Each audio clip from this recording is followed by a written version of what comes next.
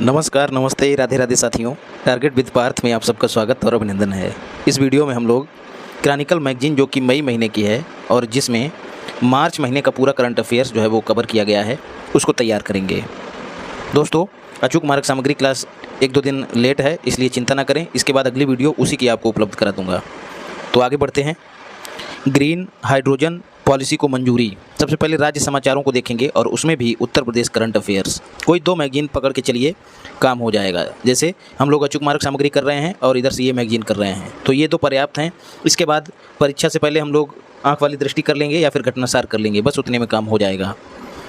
अब green hydrogen policy को मंजूरी दी गई है। पहला सवाल किसने दी है, तो उत्तर प्रदेश सरकार ने दी है। कब दी है दोस्तों, तो 5 मार्च 2024 को दी है। और इसमें लक्ष्य रखा गया है क्या दोस्तों, 2028 तक। तो आपको ये 2028 भी याद रखना है। 10 लाख मीट्रिक टन हाइड्रोजन उत्पादन का, तो 2028 तक 10 लाख मीट्रिक टन हाइड्रोजन उत्पादन का लक्ष्य रखा गया है, याद रखिएगा। हाइड्रोजन का उपयोग ईंधन के रूप में उर्वरक, पेट्रोकेमिकल और स्टील प्लांट आदि में होता है। तो ये तो आप लोग जान ही रहे हैं। ग्रीन हाइड्रोजन जो पॉलिसी घोषित हुई है उसकी अवधि कितनी है, तो 5 वर्ष। और जो उद्योग लगाए जाएंगे उनको 10 से लेकर 30% की सब्सिडी सरकार देगी, याद रखिएगा।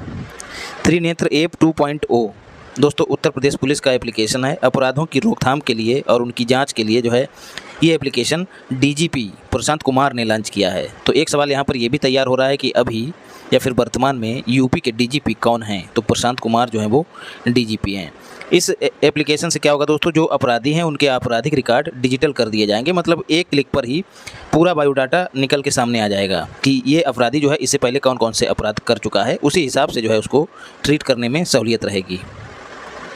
अगला है दक्षिण एशिया की सबसे बड़ी गोला बारूद सुविधा। इम्पॉर्टेंट है दोस्तों। कौन बना रहा है दोस्तों, देश की अग्रणी जो निजी क्षेत्र की कंपनी है अडानी डिफेंस, यही बना रही है। कहाँ पर दोस्तों इस फैक्ट्री को स्थापित किया जा रहा है, तो कानपुर में, याद रखिएगा।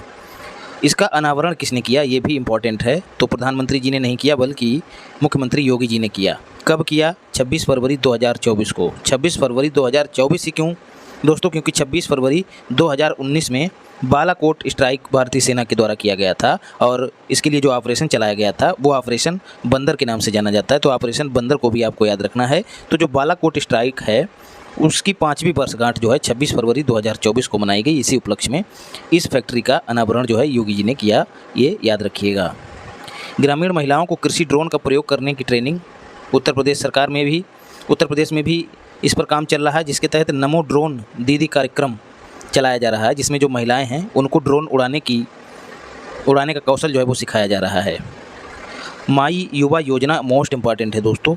इसकी फुल फॉर्म क्या है, मुख्यमंत्री युवा उद्यमी विकास अभियान।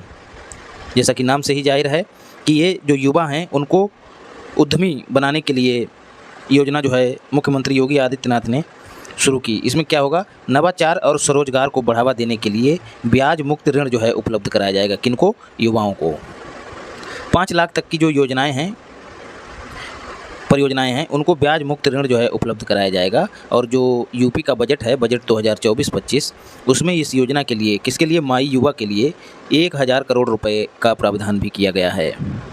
REC और यूनाइज्ड जिसको कहें, दोनों के बीच शिक्षा क्षेत्र के विकास को लेकर समझौता हुआ है। तो REC आप सभी जानते हैं, रूरल इलेक्ट्रिफिकेशन कॉरपोरेशन लिमिटेड, जो कि एक महारत्न कंपनी है। ठीक है, इसने एक दूसरी संस्था है जिसका नाम है unit of science and educational development, इसके साथ मिलकर यूपी के सिद्धार्थनगर, अब ये आपको ज़िला याद रखना है, यूपी के सिद्धार्थनगर ज़िले में शिक्षा के क्षेत्र में उन्नयन को बढ़ावा देने के लिए जो इंफ्रास्ट्रक्चर वगैरह है उसको आधुनिक बनाने के लिए समझौता किया है, याद रखिएगा। शैक्षिक उपकरणों और संसाधनों तक छात्रों की पहुंच सुनिश्चित करने के लिए समझौता किया है।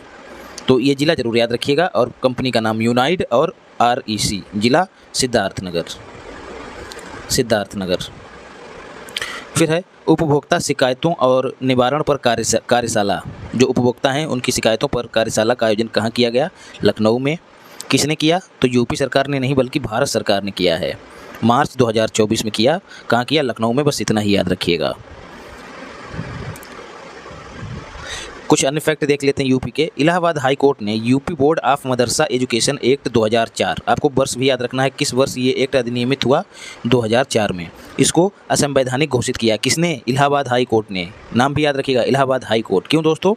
इसके तहत आर्टिकल 21 जिसके तहत 6 से 14 वर्ष के जो बच्चे हैं उनको गुणवत्ता युक्त शिक्षा प्रदान करने के अधिकार की बात कही गई है। मौलिक अधिकारों में इसका उल्लेख है। इसके साथ ही पाया गया इसके साथ ही हाई कोर्ट ने पाया कि जो मदरसों में शिक्षा प्रदान की जा रही है वो वर्तमान जो वैज्ञानिक पैमाने हैं या फिर वर्तमान जो प्रसंग है उसके अनुसार शिक्षा प्रदान नहीं की जा रही है। मतलब धार्मिक जो पहलू है उस पर ज़्यादा काम किया जा रहा है। तो इसी वजह से इसको असंवैधानिक घोषित कर दिया है इलाहाबाद हाई कोर्ट ने। उत्तर प्रदेश 5 करोड़ आयुष्मान कार्ड बनाने वाला देश का पहला राज्य बन गया है, ये भी याद रखिएगा। योगी आदित्यनाथ जी ने जो हरदीप सिंह पुरी हैं उनके साथ मिलकर गोरखपुर में कंप्रेस्ड बायोगैस प्लांट का लोकार्पण किया, याद रखिएगा। तो सीबीजी प्लांट कहाँ लगाया गया है? गोरखपुर में, याद रखिएगा। अब बिहार को देख लेते हैं। भारत का पहला राष्ट्रीय डॉल्फिन अनुसंधान केंद्र, ठीक है, इसका जो उद्घाटन है वो किसने किया है? नीतीश कुमार ने, बिहार के मुख्यमंत्री नीतीश कुमार ने किया। कहाँ किया है? पटना में। भारत का पहला और एकमात्र राष्ट्रीय डॉल्फिन अनुसंधान केंद्र है। पूरे एशिया में डॉल्फिन पर यह अपनी तरह का एकमात्र शोध केंद्र है। डॉल्फिन की बात करें दोस्तों तो ये लुप्तप्राय कैटेगरी में रखी गई है IUCN की, और इसका जो नाम है, वैज्ञानिक नाम आपको याद रखना है, प्लेटिनिस्टा गैंगेटिका। और ये कहाँ पाई जाती है? भारत के साथ साथ बांग्लादेश और नेपाल की नदियों में पाई जाती है। 2009 में भारत सरकार ने गंगा डॉल्फिन को राष्ट्रीय जलीय जीव घोषित कर दिया, ये भी याद रखिएगा। और 2019 में प्रोजेक्ट डॉल्फिन की शुरुआत की गई, जिसका उद्देश्य जो गंगा डॉल्फिन है उनका संरक्षण और संवर्धन करना है। तो जहां 2009 में भी दोस्तों देखिए 9 लगा हुआ है और इधर 2019 में भी 9 लगा हुआ है। इन दोनों को जोड़ के आप लंबे समय तक याद रख सकते हैं, प्रोजेक्ट डॉल्फिन और कब उसको जलीय जीव घोषित किया गया। बेगूसराय मोस्ट इंपॉर्टेंट है, बिहार वाले इसको विशेष रूप से याद रखेंगे। स्विस संगठन है, मतलब स्विट्जरलैंड का है। IQ एयर, पिछली बार भी आपको मैंने ये पढ़ाया था, तब दूसरे आंकड़े थे, अब दोबारा ये रिपोर्ट जारी हुई है। तो IQ एयर रिपोर्ट के अनुसार कहा गया है कि बिहार का जो बेगूसराय है, जहाँ से कन्हैया कुमार बिलोंग करते हैं, वो विश्व का सबसे अधिक प्रदूषित शहर या फिर महानगरीय क्षेत्र रहा है, याद रखिएगा। और इसमें कहा गया है कि यहाँ पर जो PM 2.5 है, पार्टिकुलेट मैटर जिसको कहते हैं, जिनका आकार 2.5 माइक्रोन होता है, उनकी सांद्रता कितनी है बेगूसराय में? 118 या फिर कहें 119 ग्राम प्रति घन मीटर। तो ये बिहार वाले विशेष रूप से याद रखें। अन्य महत्वपूर्ण तथ्य बिहार के देखते हैं। 22 मार्च 2024 को बिहार ने अपना चौथा स्थापना दिवस मनाया, तो 112वां स्थापना दिवस मनाया। 22 मार्च 1912 को बंगाल से अलग करके बिहार राज्य का गठन किया गया था। इसी उपलक्ष्य में 112वां स्थापना दिवस जो है मनाया गया बिहार में, याद रखिएगा। अब झारखंड को देख लेते हैं। अब सभी राज्यों को दोस्तों हमें चुन चुन के तैयार नहीं करना है, हमें जिस राज्य की परीक्षा देनी है उस पर विशेष रूप से फोकस करना है। और इसके अलावा किसी राज्य की ऐसी खबर जो लगता है कि राष्ट्रीय महत्व भी रखती है, जैसे IQ एयर वाला जो हमने बिहार बेगूसराय का पहले देखा है, वो राष्ट्रीय महत्व का फैक्ट है, तो इसलिए वो इम्पोर्टेंट है। तो ऐसी ही खबरों को अब हम देख लेंगे। तो सब राज्यों का सब कुछ तैयार नहीं करना है। तो मोदी जी ने यहाँ पर क्या किया? झारखंड में दोस्तों कई परियोजनाओं का शिलान्यास किया, जिनमें धनबाद जिले के सिंदरी में हिंदुस्तान उर्वरक एंड एवं रसायन लिमिटेड जो उर्वरक संयंत्र है, इसका उद्घाटन किया या फिर लोकार्पण किया। तो पूछ लिया जाए झारखंड के किस जिले में उर्वरक संयंत्र का उद्घाटन या फिर लोकार्पण मोदी जी ने किया? तो धनबाद जिले में। बाकी और झारखंड से एक खबर है, वो देख लेते हैं। झारखंड विधवा विवाह को प्रोत्साहित करने के लिए, जो विधवाएँ हैं उनकी दोबारा शादी करने के लिए 2 लाख रुपये देने की घोषणा करने वाला राज्य बना है, याद रखिएगा। ये धनराशि याद रखिएगा, 2 लाख रुपये। मध्य प्रदेश को देखते हैं। मध्य प्रदेश में प्रधानमंत्री ने साइबर तहसील योजना का शुभारंभ किया है, याद रखिएगा। तहसील स्तर पर साइबर यूनिट जो है स्थापित की जाएगी, ताकि साइबर क्राइम पर नज़र रखी जा सके। विश्व की पहली वैदिक घड़ी का उद्घाटन जो है मोदी जी ने वर्चुअल माध्यम से किया। कहाँ? उज्जैन में। मोस्ट इंपॉर्टेंट है दोस्तों, उज्जैन में। यह घड़ी वैदिक हिंदू पंचांग और ग्रहों की स्थिति, मुहूर्त, ज्योतिषीय गणना इत्यादि में सहायता करेगी, याद रखिएगा। तो उज्जैन में विश्व की पहली वैदिक घड़ी का उद्घाटन मोदी जी ने वीडियो कॉन्फ्रेंस के माध्यम से किया। छत्तीसगढ़ को देखते हैं। यहाँ पर एक योजना है महतारी वंदन योजना, उसका शुभारंभ जो है मोदी जी ने किया।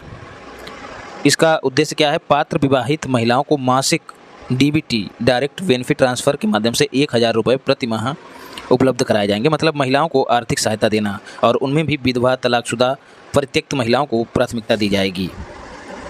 तो ये महिलाओं को वित्तीय सहायता प्रदान करने से संबंधित योजना है, महतारी बंधन योजना। आप लोग बेस्ट यूपी से होंगे तो महतारी मतलब माता के लिए भी कहा जाता है कि फलाने की महतारी, तो कुछ लोग नाम से ही समझ गए होंगे कि ये किससे संबंधित है।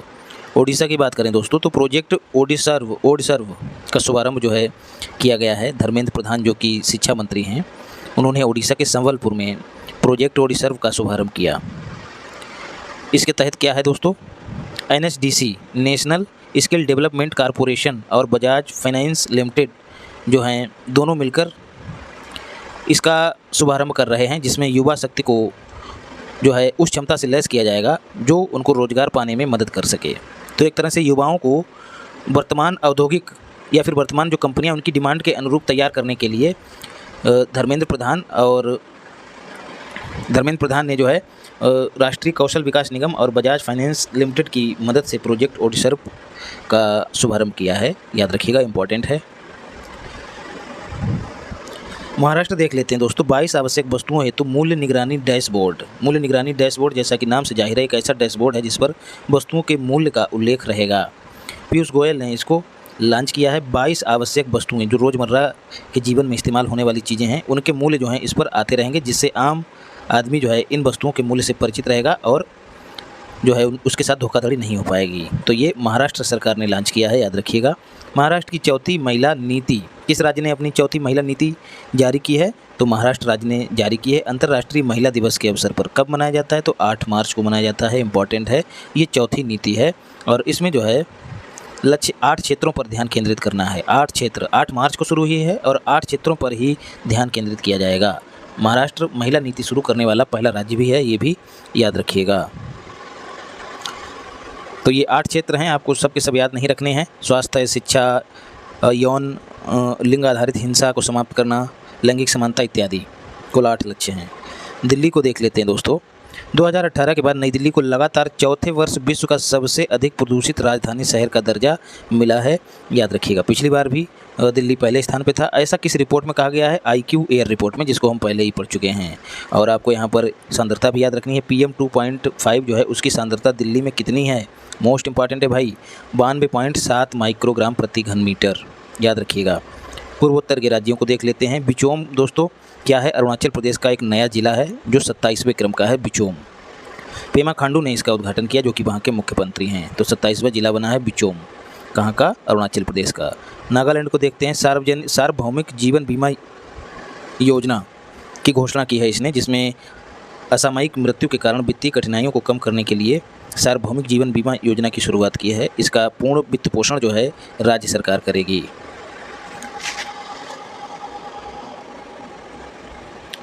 सिक्किम का पहला रेलवे स्टेशन मोस्ट इंपॉर्टेंट है दोस्तों। किस राज्य में उसका पहला रेलवे स्टेशन बनाया नहीं गया, उसकी आधारशिला रखी गई है? तो सिक्किम में रखी गई है। इसका उद्घाटन किसने किया है? तो नरेंद्र मोदी ने। रंगपो में उद्घाटन नहीं दोस्तों, आधारशिला ही रखी है, याद रखिएगा। तो किस राज्य में उसकी पहली रेलवे स्टेशन की आधारशिला रखी गई है? तो सिक्किम में। रेड फेस्ट दोस्तों क्या है? द नॉर्थ ईस्ट मल्टीमीडिया अभियान। शिलांग यानी कि मेघालय में इसकी शुरुआत की गई। इस अभियान का आयोजन संगीत के माध्यम से HIV के खिलाफ लड़ाई में समुदायों को जागरूक करके भाग लेने के लिए प्रोत्साहित करना है। बात करें नाको की, तो नाको की फुल फॉर्म होती है नेशनल एड्स कंट्रोल ऑर्गेनाइजेशन। ये इसका आयोजन कर रहा है। रेड फेस्ट का आयोजन कहाँ? मेघालय में। इम्पॉर्टेंट है। बात करें नाको की, तो इसका गठन जो है दोस्तों तंजानिया सरकार ने किया था। तो नाको को याद रखिएगा, 1986 में इसकी शुरुआत की गई थी। दक्षिण भारतीय राज्यों में देख लेते हैं दोस्तों। इंदिरा अम्मा आवास योजना। अब चूंकि इंदिरा गांधी का नाम जुड़ा हुआ है तो स्वाभाविक सी बात है कि ये किसी कांग्रेस शासित प्रदेश की योजना होगी। तो तेलंगाना सरकार ने जो है गरीबों के लिए इंदिरा अम्मा आवास योजना की शुरुआत की गई है और इसमें जो है घर बनाने के लिए 5 लाख रुपए की वित्तीय सहायता जो है वो सरकार कर रही है और भूखंड भी उपलब्ध करा रही है। मतलब जिसके पास ज़मीन नहीं है उसको ज़मीन भी दे रही है।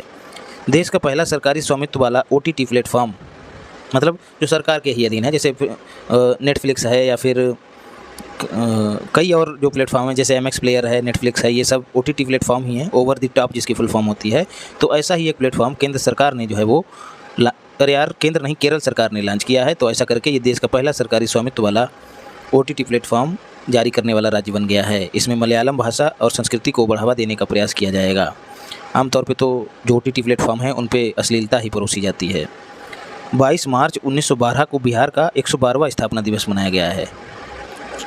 ठीक है, ये 1912 का 12वां ले लीजिएगा, हालांकि 12 नहीं 24 है, 2024, लेकिन आपको 12 लेना है, 1912। ये 12 यहाँ पे जोड़ दीजिएगा तो आपको याद रहेगा कि 112वां था। कुछ अन्य फैक्ट देख लेते हैं। न्यायमूर्ति सत्येंद्र कुमार ने क्या किया है, मध्य प्रदेश का नए लोकायुक्त के रूप में पद ग्रहण किया है। आप सभी जानते हैं राज्यों में लोकायुक्त की नियुक्ति होती है और केंद्र में भ्रष्टाचार को प्रतिबंधित करने के लिए या निवारण के लिए लोकपाल की नियुक्ति की जाती है। राजस्थान ने अपना 75वां स्थापना दिवस मनाया कब, 30 मार्च को। बिहार ने 112वां। तो राजस्थान का भी याद रखना है क्योंकि ये सरकार 75 पे ज़्यादा फोकस करती है, तो राजस्थान का भी याद रखना है। ठीक 8 दिन बाद, 22 को 8 नहीं 9 दिन बाद, नहीं 8 दिन बाद 22 मार्च को बिहार ने स्थापना दिवस मनाया और 30 मार्च को राजस्थान ने अपना स्थापना दिवस मनाया। गृह मंत्रालय ने क्या किया भैया, अरुणाचल प्रदेश और नागालैंड के कुछ जिलों में जो अफस्पा है उसका विस्तार कर दिया है। याद रखिएगा, अरुणाचल प्रदेश और नागालैंड।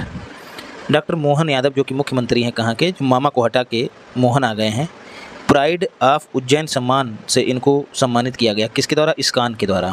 इस्कान को आप सभी जानते होंगे, हरे कृष्णा हरे रामा वाले। ओडिशा सरकार ने जल संसाधन डेटा के समन्वय, संग्रह और प्रसार के लिए राज्य जल सूचना विज्ञान केंद्र स्थापित करने का निर्णय लिया है। इंपॉर्टेंट है भाई, याद रखिएगा। और इसका उल्लेख आप जो हैं निबंध में आपदाओं से निपटने के लिए भी कर सकते हैं कि सरकार किस तरह से निगरानी केंद्र स्थापित करने के लिए प्रयासरत है, तो इस फैक्ट को आप निबंध में भी इस्तेमाल कर सकते हैं। और ऐसे फैक्ट को अलग से एक डायरी, जिसको कहें डेटा बैंक, एक डेटा बैंक नाम से जो है आप एक डायरी बना लीजिए, उसमें महत्वपूर्ण डेटा जो है वो नोट करते चलिए, जो आपको भविष्य में निबंध में इस्तेमाल करने के लिए आवश्यक होंगे। और निबंध के लिए एक पेड ग्रुप भी चल रहा है और एक टेलीग्राम पर फ्री ग्रुप भी चल रहा है, दोनों आप ज्वाइन कर सकते हैं। महाराष्ट्र मंत्रिमंडल ने क्या किया, अहमदनगर जिले का नाम बदल दिया है। उसका नाम क्या है, अहिल्यानगर। याद रखिएगा, अहिल्यानगर। महाराष्ट्र वन विभाग ने क्या किया है दोस्तों, पौधों से हिंदी में भारत माता लिखकर गिनीज जो बुक है उसमें अपना नाम दर्ज कराया है महाराष्ट्र सरकार ने। विकल्प में यूपी भी रहेगा तो कन्फ्यूज मत होइएगा। और ये काम किया कहाँ गया, तो तांडोबा महोत्सव के दौरान। तांडोबा महोत्सव कहाँ मनाया जाता है, तांडोबा टाइगर रिजर्व में, जो कि महाराष्ट्र में है। तो ताडोबा या फिर ताडोबा टाइगर रिजर्व कहाँ है, महाराष्ट्र में है। और ये जो ताडोबा महोत्सव है इसका उद्देश्य क्या है, वन्य जीव संरक्षण को बढ़ावा देना। जम्मू कश्मीर में दोस्तों क्या हुआ है, कला संस्कृति और विरासत को प्रदर्शित करने के लिए तभी महोत्सव का आयोजन किया गया। तभी महोत्सव इंपॉर्टेंट है भाई, तभी महोत्सव जम्मू कश्मीर में आयोजित हुआ है। निंगलम नलमा जो है तमिलनाडु सरकार की योजना है, जो एक लाभार्थी आउटरीच कार्यक्रम है। आर यू वेल टू, क्या आप सही हैं, ठीक ठाक है। मतलब सरकार पूछ रही है इस योजना, इस कार्यक्रम के जरिए क्या आपको सरकारी योजनाओं का लाभ मिल रहा है, क्या आप मज़े में हैं, केम छो मजामा छो करके जो एक वाक्य अक्सर कहा जाता है, ठीक वैसे ही। तो निंगलम नलमा। फिर है सेला सुरंग, जो है मोदी जी ने इसको राष्ट्र को समर्पित किया है, याद रखिएगा। ऐसे ही दोस्तों चापचर कुट एक त्यौहार है, कहाँ मनाया जाता है, मिजोरम में। मार्च के दौरान झूम कृषि के सबसे कठिन कार्य के पूरा होने के बाद इसको मनाया जाता है, कहाँ, मिजोरम में, चापचर कुट महोत्सव, याद रखिएगा। राष्ट्रीय घटनाओं को देखते हैं दोस्तों। गुणवत्ता आश्वासन महानिदेशालय DGQA का पुनर्गठन, directorate general of quality assurance जिसकी फुल फॉर्म है, इसका पुनर्गठन हुआ है। रक्षा मंत्रालय ने जो है इसके पुनर्गठन के लिए अधिसूचना जारी की है। पुनर्गठन मतलब ये पहले से स्थापित था, बाद में इसमें कुछ बदलाव किए जा रहे हैं। रक्षा क्षेत्र में आत्मनिर्भरता प्राप्त करने के लिए उठाया गया सरकार का ये महत्वपूर्ण कदम है। इसका उद्देश्य गुणवत्ता जांचने वाली प्रक्रियाओं और परीक्षणों में तेज़ी लाना है। जैसा कि नाम से ही जाहिर है, क्वालिटी अश्योरेंस, कोई प्रोडक्ट है, कोई उपकरण है, कोई हथियार है, उसकी क्वालिटी कैसी है, इसी बात को अप्रूव करने के लिए इस महानिदेशालय का पुनर्गठन किया गया। बस इतनी सी बात है, याद रखिएगा। नागरिकता संशोधन अधिनियम दोस्तों, गृह मंत्रालय ने अधिसूचित किया है इसको, नागरिकता संशोधन अधिनियम को, जो नागरिकता अधिनियम 1955 में संशोधन की बात करता है। और ये जो संशोधन अधिनियम है दोस्तों 11 दिसंबर 2019 को संसद द्वारा पारित किया गया। तो ये डेट भी याद रखनी, 11 दिसंबर 2019। संशोधन किस में हुआ, नागरिकता अधिनियम 1955 में। 12 दिसंबर को राष्ट्रपति ने इस पर अपनी सहमति दी। तो आपको 11 दिसंबर भी याद रखना है और 12 दिसंबर भी याद रखना, मोस्ट इंपॉर्टेंट है भाई। और इसमें क्या कहा गया है कि अफगानिस्तान, बांग्लादेश और पाकिस्तान, ये जो 3 देश हैं, इन तीनों देशों से आए हुए हिंदू, सिख, बौद्ध, जैन, पारसी, ईसाई, जितने भी धर्म हैं दुनिया में, उन सब में केवल और केवल मुस्लिम्स को छोड़कर, मुसलमानों को छोड़कर जितने भी वहाँ से आए हुए लोग हैं जो प्रवासी हैं वो नागरिकता के पात्र होंगे, ऐसा इस अधिनियम में प्रावधान किया गया है, याद रखिएगा। और 31 दिसंबर 2014 से पहले जो भी गैर मुस्लिम, मतलब इन्हीं हिंदू सिख ईसाई बौद्ध जैन की बात हो रही है, 31 दिसंबर 2014 से जो पहले आए हैं वही नागरिकता पाने के हकदार होंगे। उसके बाद जो भारत में आए हैं वो नागरिकता के हकदार नहीं होंगे। अधिनियम के प्रावधान असम, मेघालय, मिजोरम और त्रिपुरा के स्वायत्त आदिवासी क्षेत्रों पर लागू नहीं होंगे, ये भी याद रखना है, जो संविधान की 8वीं अनुसूची में शामिल हैं। ATMM से आपको हमेशा मैं याद कराता हूँ असम, T से त्रिपुरा, M से मिजोरम और M से मणिपुर। अनुसूची 6 में जो है ATMM का उल्लेख है। तो इन राज्यों में इनको नागरिकता नहीं प्रदान की जाएगी। यह उन क्षेत्रों पर भी लागू नहीं होगा जो इनर लाइन परमिट, जो इधर पूर्वोत्तर के जो राज्य हैं, जो सीधे लाइन में आप ऊपर से देख सकते हैं, अरुणाचल प्रदेश, नागालैंड, मिजोरम, मणिपुर, उन पर भी यह प्रावधान लागू नहीं होगा। तो ATMM और जो इनर लाइन परमिट में जो राज्य शामिल हैं उन पर यह अधिनियम लागू नहीं होगा। औषधि कंपनियों के लिए नई विपणन संहिता, औषध विभाग ने जो है इसको अधिसूचित किया है, uniform code for pharmaceutical marketing practices, जिसमें कहा गया है कि जो कंपनियां हैं दोस्तों वो स्वास्थ्य पेशेवरों को, जो MR होते हैं, जो दवाइयाँ बेचते हैं, उनको उपहार और यात्रा सुविधाएं नहीं दे सकती हैं। जैसे आपने भी देखा होगा कि जो MR वगैरह हैं उनको कंपनियां जो हैं ज़्यादा से ज़्यादा पैसा देती हैं कि ज़्यादा से ज़्यादा हमारी दवाई जो है बेचिए, ज़्यादा से ज़्यादा दवाई चिपकाइए लोगों को। डॉक्टरों को भी इस तरह के प्रोत्साहन दिए जाते हैं, जिससे क्या होता है, मरीजों के साथ धोखाधड़ी होती है। तो उसी पर प्रतिबंध लगाने के लिए नई विपणन संहिता जो है वो औषध विभाग ने जारी की है, याद रखिएगा। कृषि एकीकृत कमान एवं नियंत्रण केंद्र, अर्जुन मुंडा, ठीक है, अर्जुन मुंडा। मंडी का संबंध किससे होता है? कृषि से, जहां अनाज बेचा जाता है। मंडी का ही पुल्लिंग मुंडा, ऐसे याद रखिएगा। अर्जुन मुंडा जो है वो कृषि एवं किसान कल्याण मंत्री हैं। देश भर के किसानों को सशक्त बनाने के लिए 8 मार्च 2024 को नई दिल्ली में उन्होंने कृषि भवन में कृषि एकीकृत कमान एवं नियंत्रण केंद्र का उद्घाटन किया, जिसमें क्या होगा, किसानों को कृषि संबंधी सूचनाएँ इस केंद्र से मुहैया कराई जाएंगी, सेवाएँ और अन्य सुविधाएँ। मौसम विज्ञान विभाग भी किसानों की मदद करेगा, मतलब जो आपदाएं उनका पूर्वानुमान भी बताया जाएगा। एक तरह से किसानों की मदद करना ही इसका उद्देश्य है, जिसकी इंग्लिश क्या होती है, कृषि integrated command and control centre, जैसा कि नाम से ही जाहिर है। नीति फॉर स्टेट्स प्लेटफॉर्म, नीति मतलब नीति आयोग की बात हो रही है। नीति आयोग की पहल है नीति फॉर स्टेट्स। उद्देश्य क्या है? नीति एवं सुशासन के लिए डिजिटल सार्वजनिक अवसंरचना बनाने के लिए इस प्लेटफॉर्म को नीति आयोग ने डिजाइन किया है, याद रखिएगा। तो नीति फॉर स्टेट्स, नीति आयोग ने डिजिटल सार्वजनिक अवसंरचना, जो लोग हैं उन तक कोई सूचना जो है कितनी आसानी से डिजिटल तरीके से पहुंचे, इसके लिए नीति फॉर स्टेट्स प्लेटफॉर्म जो है नीति आयोग ने डिजाइन किया है, जिसका शुभारंभ जो है जो सूचना प्रौद्योगिकी जो IT मंत्री हैं अश्विनी वैष्णव उन्होंने किया। भारतीय नौसेना द्वारा IIT खड़गपुर के साथ समझौता किया गया है। किस लिए समझौता किया गया है? किसमें भारतीय नौसेना और जो IIT खड़गपुर है दोनों के बीच समझौता हुआ है। यह समझौता प्रौद्योगिकी विकास, नवोन्मेषी समाधान, मतलब एक तरह से टेक्नोलॉजी मिल के बनाने के लिए समझौता हुआ है नौसेना और IIT खड़गपुर, याद रखिएगा। संयुक्त अनुसंधान और विकास पहलों पर काम जो है किया जाएगा। INS जटायु इंपॉर्टेंट है दोस्तों, ये सब आपको अचूक मार्ग सामग्री में पहले ही पढ़ा चुका हूँ, बस ये मैगजीन भी कवर हो जाए इसीलिए ये पहल शुरू की है। यदि आप लोगों का प्रेम मिलेगा तो इसे आगे भी कंटिन्यू रखूँगा, और कुछ व्यस्तताओं के चलते वीडियो आपको लगातार नहीं मिल पा रही, उसके लिए खेद है दोस्तों। बहुत अच्छा मौका है, एकदम लग जाइए। इस बार अगर नहीं हुआ तो मैं तो कहूँगा कि तैयारी छोड़ दीजिए, क्योंकि भरपूर समय है। बहुत अच्छे से तैयार कीजिए चीज़ों को, ना केवल प्री बल्कि मेंस भी तैयार किया जा सकता है। दोनों हाथों में लड्डू है, एक तरफ RO का लड्डू है और दूसरी तरफ PCS का लड्डू है। आप चाहेंगे तो दोनों को ही खा लेंगे, बढ़िया से खा लेंगे। तो INS जटायु, तो इसी प्रयास में मैं भी लगा हुआ हूँ कि किसी तरह से मुक्ति मिल ही जाए। हिंद महासागर क्षेत्र में दोस्तों अपनी स्थिति मजबूत करने की दिशा में कदम बढ़ाते हुए नौसेना ने मिनिकॉय द्वीप में एक नया बेस स्थापित किया है, जिसका नाम है INS जटायु। मिनिकॉय दोस्तों मालदीव का एक द्वीप है, याद रखिएगा। नौसेना का पहला बेस जो है कवारत्ती में स्थापित किया जा चुका है, जिसका नाम है INS द्वीप रक्षक, और ये जो है दूसरा है जिसका नाम है INS जटायु। फिर भी दोस्तों देखिए, बजट वगैरह मैंने करा ही दिया है, करंट अफेयर्स आपको करा ही रहा हूँ लगातार। जनवरी और फरवरी का छूटा है, जैसे ही गाड़ी पटरी पे आती है एकदम आपको करा दूंगा। बाकी GS आप लोग करते रहिए, और जिस तरह से भी मुझसे बनेगा वैसी मदद मैं आप लोगों को वीडियो के माध्यम से उपलब्ध कराता रहूँगा। प्रेस और पत्रिका पंजीकरण अधिनियम 2023 जो है अधिसूचित कर दिया गया। 1 मार्च 2024 से ये लागू हो गया, बस इतना याद रखिएगा।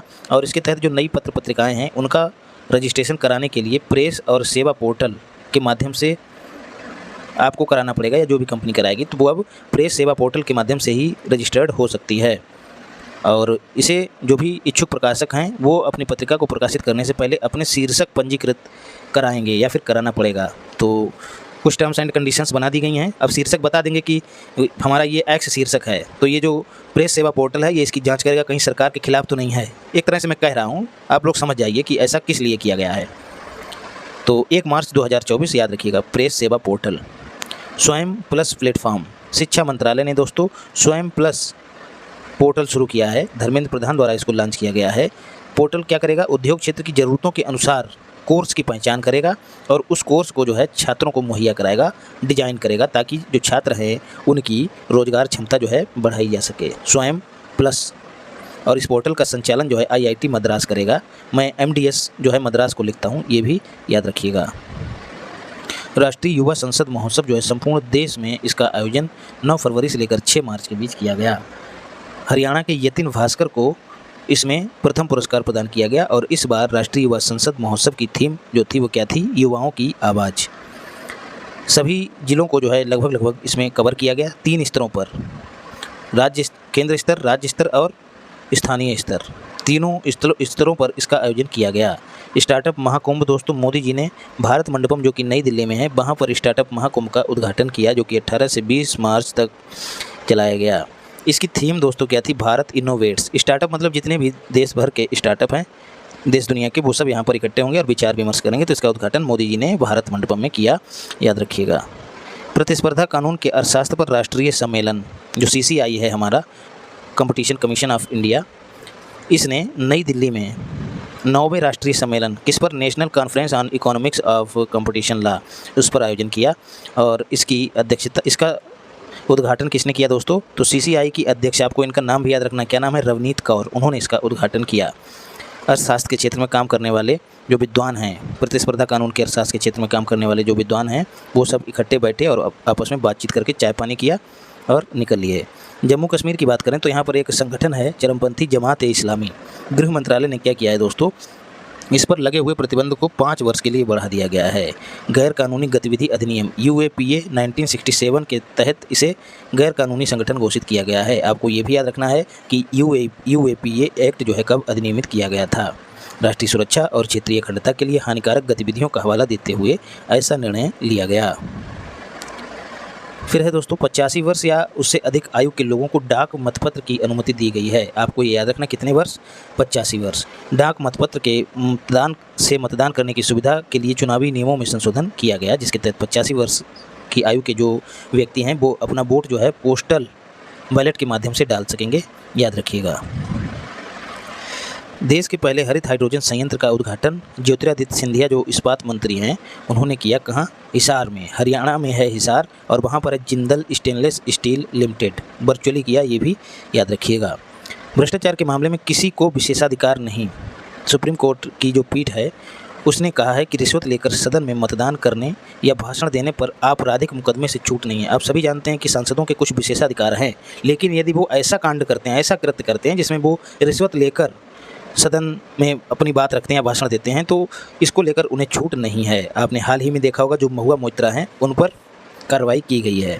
सुप्रीम कोर्ट ने कहा कि विधायिका का कोई भी सदस्य अनुच्छेद 105, अनुच्छेद 194, जो दोस्तों जैसे 105 जो है वो संसद में जो सदस्य हैं, संसद सदस्य हैं, उनके विशेषाधिकारों की बात करता है। वहीं जो अनुच्छेद 194 है वो राज्य विधायिका के जो सदस्य हैं, जो MLA हैं, उनके विशेषाधिकारों की बात करता है। तो आपको ये दोनों अनुच्छेद याद रखने, अक्सर पूछ लिए जाते हैं। कहा गया है कि इनके तहत सदन में वोट या भाषण से संबंधित रिश्वतखोरी के आरोप में आपराधिक मुकदमे से छूट पाने के लिए विशेषाधिकार का दावा कोई भी सदस्य नहीं कर सकता है। ये कहे कि हमको 105 या फिर 194 के तहत विशेषाधिकार है बोलने का, ऐसा नहीं है। ऐसा निर्णय जो है वो सुप्रीम कोर्ट ने दिया है। भारत की पहली under water metro tunnel, Modi ji ने इसका उद्घाटन किया। कहाँ, कलकत्ता में। और कहाँ दोस्तों, हुगली नदी पर, ये भी याद रखिएगा। पानी के अंदर से मेट्रो गई है। हावड़ा मेट्रो स्टेशन भारत का सबसे गहरा मेट्रो स्टेशन है। भारत में सबसे पहले मेट्रो का संचालन कोलकाता में ही शुरू किया गया था। आपको वर्ष भी याद रखना है, 1984। कला और संस्कृति की बात करें तो भगवान बुद्ध के पवित्र अवशेष भारत वापस लाए गए। महात्मा बुद्ध और उनके शिष्यों, अरहत नाम याद रखिएगा, सारिपुत्र, अरहत, मौदगलायन, के अवशेष जो है वो थाईलैंड से भारत लाए गए हैं। अब सवाल बनता है ये वहाँ पहुँचे कैसे थे। ये वहाँ पर दोस्तों सार्वजनिक पूजा के लिए इनको स्थापित किया गया था। वहाँ पर थाईलैंड की राजधानी जो बैंकॉक है, वहाँ पर एक आयोजन होता है, वहाँ पर इनको स्थापित किया गया था, ले जाया गया था। तो जब वो महोत्सव उनका कंप्लीट हो गया तो दोबारा इनको भारत मंगा लिया गया, याद रखिएगा। और संस्कृति मंत्रालय ने साझा विरासत साझा मूल्य नामक प्रदर्शनी के हिस्से के रूप में इनको भेजा था। तमिलनाडु में नवपाषाणकालीन युगीन बच्चों के कब्रगाह की खोज किसने की है? मद्रास विश्वविद्यालय ने की है। कहाँ पर? चेंगलपट्टू। कहाँ है? तमिलनाडु में। एक बच्चे के प्राचीन दफन स्थल का पता लगा या फिर कब्रगाह का पता लगा है? कब्र का पता लगा है। इस कंकाल के बगल में एक बर्तन पाया गया जिसे नवपाषाण काल का बताया जा रहा है। बस इतना ही याद रखें। मॉर्गन स्टैनली क्या है दोस्तों? रेटिंग एजेंसी है। रेटिंग एजेंसी मतलब ये अंतर्राष्ट्रीय स्तर पर जो है रेटिंग देती है किसी कंपनी की, किसी देश की क्या स्थिति है, क्या आर्थिक स्थिति है, उस आधार पर रेटिंग देती है। तो ये राष्ट्रीय भी होती हैं और अंतर्राष्ट्रीय भी होती हैं। तो आपको याद रखना है कि जो मॉर्गन स्टैनली है ये यूएसए की रेटिंग एजेंसी है। तो इसने बताया है कि भारत का 2024-25 में जो जीडीपी वृद्धि दर है वो 6.8% रहेगी। तो आपको 6.8% याद रखना है। क्यों याद रखना है? इस नाम से तो नहीं पूछा जाएगा कि मॉर्गन स्टैनली ने कितना अनुमान बताया। तो इस आर्टिकल में आपको मॉर्गन स्टैनली याद रखना है, यूएसए की रेटिंग एजेंसी है। 6.8 को इसलिए याद रखना है क्योंकि कई सारी रेटिंग एजेंसीज ने यही अनुमान बताया है और हाल ही में IMF ने भी इतना ही अनुमान जाहिर किया है। तो इस वजह से 6.8 को याद रखिएगा। मॉर्गन स्टैनली यूएसए की रेटिंग एजेंसी है। ऐसे ही अनुमान S&P नामक रेटिंग एजेंसी ने जारी किया है। इसने भी जो भारत की वृद्धि दर है वो 6.8% बताई है। S&P रेटिंग एजेंसी जो है ये भी अमेरिका की है, याद रखिएगा। फिर एक और एजेंसी है जिसका नाम है फिच। इसने भी जीडीपी ग्रोथ का अनुमान जो है 6.8 तो नहीं लेकिन लगभग उतना ही बताया है, 7% बताया है। तो 6.8 का आंकड़ा याद रखिएगा। इसके आसपास जो भी मिल जाए आप सही कर दीजिएगा। और ये भी यूएसए की ही रेटिंग एजेंसी है। अगला आर्टिकल है एशियन डेवलपमेंट बैंक, जिसको एडीबी कहते हैं, भारत को $23 मिलियन का ऋण प्रदान करेगा। एशियाई विकास बैंक क्यों ऋण ये प्रदान करेगा? आपको ये याद भी रखना कि कितना? $23 मिलियन। क्यों दोस्तों? गिफ्ट सिटी आप सभी जानते हैं गुजरात में है। यहाँ पर अंतर्राष्ट्रीय फिनटेक संस्थान स्थापित किया जाएगा, इंटरनेशनल फिनटेक इंस्टीट्यूट। फिनटेक जैसा कि नाम से जाहिर है, फिन का मतलब फाइनेंस की बात हो रही है, टेक का मतलब टेक्नोलॉजी की बात हो रही है। तो वित्त और तकनीकी को जो है ये पूर्ण रूप से समर्पित होगा ये संस्थान। इसी की स्थापना को लेकर एशियन डेवलपमेंट बैंक जो है भारत को ऋण प्रदान करेगा, याद रखिएगा। माजुली मास्क को जीआई टैग प्रदान किया गया दोस्तों। माजुली मास्क या फिर मुखौटा जो है इसे जीआई टैग दिया गया। इसके साथ ही माजुली पांडुलिपि पेंटिंग को भी जीआई टैग प्रदान किया गया। ये मुखौटा जो है दोस्तों दुर्गा पूजा जैसे जो त्यौहार हैं उस समय इस्तेमाल किया जाता है। और इन मुखौटों का उपयोग जो है परंपरागत रूप से जो वहाँ के संत हुआ करते थे, समाज सुधारक संत शंकर देव जी, उन्होंने शुरू किया था। माजुली मास्क का उपयोग नव वैष्णव परंपरा के पारंपरिक भावना नाट्य प्रदर्शन है, जो एक नाट्य प्रदर्शन है भावना, उस पर इस्तेमाल किया जाता है। माजुली विश्व का सबसे बड़ा नदी द्वीप है। असम की नव वैष्णव परंपरा का केंद्र है माजुली। जीआई टैग दिया गया, याद रखिएगा। आरबीआई और बैंक ऑफ इंडोनेशिया, जो इंडोनेशिया का सेंट्रल बैंक है, दोनों के बीच समझौता हुआ। कहाँ? मुंबई में। किस लिए हुआ दोस्तों? दोनों देशों की जो करेंसी है, जैसे इंडोनेशिया की क्या करेंसी है? तो रुपया और भारत की तो रुपया है ही है। तो दोनों की करेंसी एक दूसरे देश में उसके प्रचलन को बढ़ावा देने के लिए दोनों जो केंद्रीय बैंक हैं दोनों देशों के, उनके जो गवर्नर हैं शक्तिकांत दास, और जो इंडोनेशिया का जो केंद्रीय बैंक है उसके गवर्नर कौन है? पेरी वारजियो। दोनों के बीच समझौता हुआ है, याद रखिएगा। कटक की चांदी ताराकसी को जीआई टैग। ताराकसी दोस्तों एक कपड़े पर जो है चांदी के महीन बारीक तार से जो है डिजाइन बनाया जाता है, तो इसको जीआई टैग दिया गया, याद रखिएगा। और सदियों पुरानी, इवन इसका इस्तेमाल जो है मेसोपोटामिया सभ्यता में भी किया जाता था। ये सब मैं आपको अचूक मारक सामग्री में बता चुका हूँ। मेसोपोटामिया सभ्यता में इसका इस्तेमाल किया जाता था। और तो इसे जीआई टैग दिया गया है कहाँ की? तो ओडिशा के कटक की है। भौगोलिक सूचकांक अधिनियम 1999 के तहत जीआई टैग प्रदान किया जाता है। तो एक्ट बना 1999 में, 2003 में लागू हुआ था और 2004 में जो है पहली बार, 4 मतलब चाय, दार्जिलिंग की चाय को जीआई टैग प्रदान किया गया और ये 10 वर्षों के लिए दिया जाता है, ये भी याद रखिएगा। और जो पेटेंट है दोस्तों वो 20 वर्षों के लिए दिया जाता है, तो दोनों को लेके आप कंफ्यूज मत होइएगा। भारत 2031 तक बनेगा उच्च मध्यम आय वाला देश, ये बात किसने कही है? तो रेटिंग एजेंसी क्रिसिल। अब यहाँ से एक क्वेश्चन पूछ लिया जाता है, ये अमेरिका की नहीं है, ये रेटिंग एजेंसी इंडिया की है और ये इंडिया की सबसे पुरानी रेटिंग एजेंसी है, याद रखिएगा क्रिसिल। इसकी स्थापना भी आपको याद रखनी है, कभी कभी मिलान करने के लिए दे दिया जाता है। तो 1987 में इसकी स्थापना हुई थी, आपको याद रखना है। और इस क्रिसिल ने कहा है कि भारत जो है 2031 तक उच्च मध्यम आय वाला देश बन जाएगा और इसने जो ग्रोथ रेट बताई है वो कितनी बताई है? 6.8%। तो इससे पहले भी हम देख चुके हैं 6.8%, कई और एजेंसियां जो हैं बता चुकी। और यहाँ पर दोस्तों और देख लेते हैं कि भारत की कौन कौन सी रेटिंग एजेंसी हैं। तो एक है इकरा, 1991 में इसकी स्थापना हुई थी, और एक है केयर, इसकी 1993 में स्थापना हुई थी, तो याद रखना है। मूडीज को देख लेते हैं दोस्तों, तो ये भी यूएसए की ही रेटिंग एजेंसी है और ऊपर हम पढ़ भी चुके हैं। S&P ये भी यूएसए की है, मॉर्गन स्टैनली ये भी यूएसए की है। तो तीनों जो रेटिंग एजेंसियां हैं, इसके साथ ही IMF भी जो है, इन सब ने जो है भारत की ग्रोथ रेट कितनी बताई है? 6.8%, याद रखिएगा। तो एजेंसियों के नाम और उनके ओरिजिन आपको याद रखने हैं। एक फैक्ट और यहाँ पे देख लेते हैं, भारत जो है वर्तमान में 3.6 लाख करोड़ डॉलर की GDP के साथ विश्व की 5वीं सबसे बड़ी अर्थव्यवस्था हो गई है। पहले नंबर पर अमेरिका है, दूसरे पर चीन है, तीसरे पर जापान है और चौथे पर जर्मनी है। और भारत ने किसको पीछे छोड़ा है ये भी आपको याद रखना है। तो यूके को भारत ने पीछे छोड़ दिया है, जिसने हमको अपना गुलाम बना के रखा था। तो ये आंकड़ा जरूर याद रखिएगा, 3.6 लाख करोड़ डॉलर की GDP है भारत की। अंतर्राष्ट्रीय घटनाक्रम को भी देख लेते हैं। एससीओ स्टार्टअप फोरम का चौथा संस्करण, चौथा आपको ये क्रम भी याद रखना है। कहाँ आयोजन हुआ दोस्तों? तो इसका आयोजन जो है वो नई दिल्ली में किया गया, नई दिल्ली में आयोजन हुआ, चौथे क्रम का है। काम इसका, उद्देश्य इसका क्या रहा होगा? तो जो स्टार्टअप्स हैं उनको लेकर बातचीत करना, कैसे काम करें स्टार्टअप मिलकर, सरकार क्या नीतियाँ बनाए, इन सब मुद्दों पर बातचीत हो रही। मतलब पूरी तरह से स्टार्टअप्स को समर्पित था ये संस्करण। संघाई सहयोग संगठन या फिर SCO की बात करें, संघाई कोऑपरेशन ऑर्गेनाइजेशन, इसका गठन जो है 2001 में किया गया था। तब 5 देश इसमें शामिल हुआ करते थे, तब इसको संघाई 5 के नाम से जाना जाता था। उसके बाद 1996 में और देश शामिल हो गए। तो आपको ये 2001 याद रखना है। वर्तमान में SCO में कितने देश हैं? 8 देश हैं। आपको एक ट्रिक के माध्यम से हमेशा बताता हूँ। स्कॉर्सी 7T, ये 7T क्या है दोस्तों? 7T मतलब 7 तान, ऐसे देश जिनके अंत में तान लगा हुआ है। तो 5 तो हो गए सेंट्रल एशिया वाले और 2 हो गए हैं अफगानिस्तान और पाकिस्तान। तो ये 7 तान जो हैं यहाँ पर 7T से जुड़े हुए हैं। तो इन 7 तानों में से 2 को निकाल देना है, तुर्कमेनिस्तान और अफगानिस्तान। तुर्क और अफगान इनको बाहर कर दो, बाकी जो 5 बचे हैं वो, और SCO तो ये इधर हो ही गया है। बचा R का मतलब है रूस, C का मतलब है चाइना, और एक I का मतलब है ईरान, और दूसरे I का मतलब है इंडिया।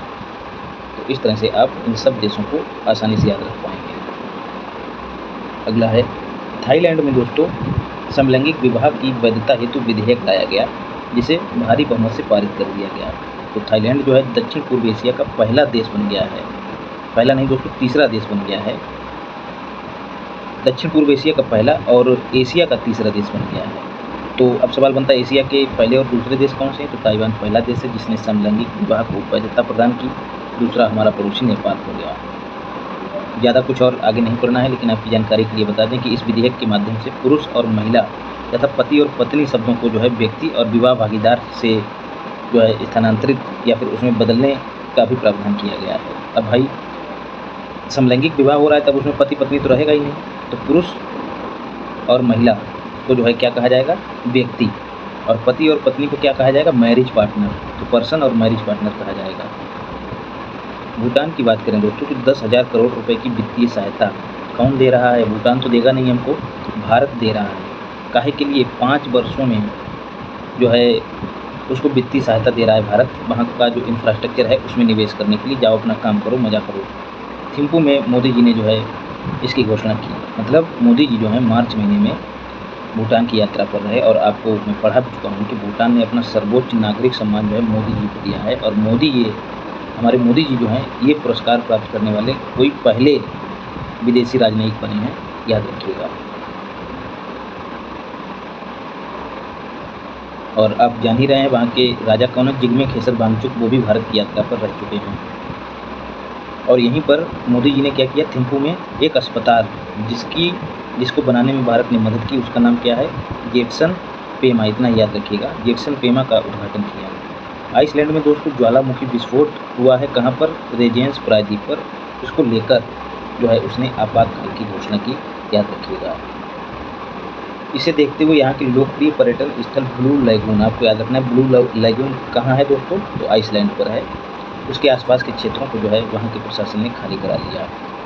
मोहम्मद मुस्तफ़ा फ़िलिस्तीन के नए पीएम बन गए। आपको ट्रिक के माध्यम से बताया था कि मुस्तफ़ा, आपने गुलाम ए मुस्तफ़ा फिल्म देखी होगी, उसमें नाना पाटेकर जो है वो आस्तीन वाला कुर्ता पहनते हैं, ठीक है। तो मुस्तफ़ा और फ़िलिस्तीन दोनों को जोड़ लीजिएगा तो आपको आसानी से याद हो जाएगा। मोहम्मद मुस्तफ़ा जो वहाँ के नए प्रधानमंत्री निर्वाचित हुए। फ़िलिस्तीन में 2 बड़ी पार्टियाँ हैं, एक हमास हो गई है और एक फ़तह हो गई है। हमास को आप भली भांति जानते हैं, जो गाज़ा पट्टी में जो है संघर्षरत है। राष्ट्रपति मुर्मू का मॉरिशस दौरा दोस्तों 11 से 13 मार्च के बीच हुआ, याद रखना है। डेट इसलिए बता रहा हूँ क्योंकि 12 मार्च को जो है वो राष्ट्रीय दिवस मनाया जाता है, कहाँ का, मॉरिशस का। मॉरिशस के आपको प्रधानमंत्री भी याद रखने हैं, क्या नाम है उनका, प्रविंद जगन्नाथ। 12 मार्च को जो है राष्ट्रीय दिवस में चीफ गेस्ट रही हैं द्रौपदी मुर्मू, याद रखिएगा। और हमारे यहाँ जो गणतंत्र दिवस मनाया गया उसके चीफ गेस्ट कौन है, तो फ्रांस के राष्ट्रपति इमैनुअल मैक्रोन, आप सबको बता होगा। और भारतीय नौसेना के एकल दल ने भी इसमें भाग लिया, तो INS तीर और सारथी दोनों इसमें शामिल हुए थे। महात्मा गांधी संस्थान, जिसको मौका कहा जाता है, उसका भी दौरा द्रौपदी मुर्मू ने किया, याद रखिएगा, मौका। महात्मा गांधी संस्थान जो है मॉरिशस में भारतीय कला और संस्कृति को बढ़ावा देने वाला एक केंद्र है, याद रखिएगा। आसिफ अली जरदारी जो है 14वें राष्ट्रपति बन गए हैं। हमारे यहाँ द्रौपदी मुर्मू 15वें क्रम की राष्ट्रपति हैं, तो बगल में जो पाकिस्तान है वहाँ 14वें राष्ट्रपति निर्वाचित हुए हैं, आसिफ अली जरदारी। और इनको शपथ जो है वहाँ के जो न्यायाधीश हैं उन्होंने ग्रहण करवाई। तो वहाँ का जो राष्ट्रपति भवन है उसको क्या कहा जाता है, ऐवान ए सद्र, आपको ये नाम याद रखना है। जैसे रूस का जो राष्ट्रपति भवन है उसको क्या कहा जाता है, क्रेमलिन। और जो वहाँ की संसद है उसको क्या कहा जाता है, डूमा। ये सब आपको मैं पहले बता चुका हूँ। तो ऐवान ए सद्र राष्ट्रपति भवन है पाकिस्तान का। आरिफ अलवी का जो है इन्होंने स्थान ग्रहण किया। वहाँ के PM कौन है, तो शहबाज शरीफ। स्वीडन जो है दोस्तों नाटो का चौथा सदस्य बन गया, 32वां। तो नाटो में कितने सदस्य हो गए, 32। स्कैंडिनेविया प्रायद्वीप में स्थित स्वीडन एक यूरोप का 5वां सबसे बड़ा देश है। 1949 में नाटो का गठन हुआ था, जिसकी फुल फॉर्म है नॉर्थ अटलांटिक ट्रीटी ऑर्गेनाइजेशन। तब इसमें 12 देश थे, लेकिन अब जो है 32 हो गए हैं। नाटो की कोई सेना नहीं है, सभी सदस्य देश एकजुट होकर एक दूसरे की सुरक्षा के प्रति प्रतिबद्धता जो है जाहिर करते हैं इस ट्रीटी के माध्यम से, याद रखिएगा। और इसके जो प्रमुख हैं वो कौन है, स्टॉल्टेनबर्ग, ये सब चीज़ें आपको बता चुका हूँ। गर्भपात का संवैधानिक अधिकार देने वाला पहला देश कौन बन गया है, तो दोस्तों पहला देश ऐसा करने वाला फ्रांस बन गया है।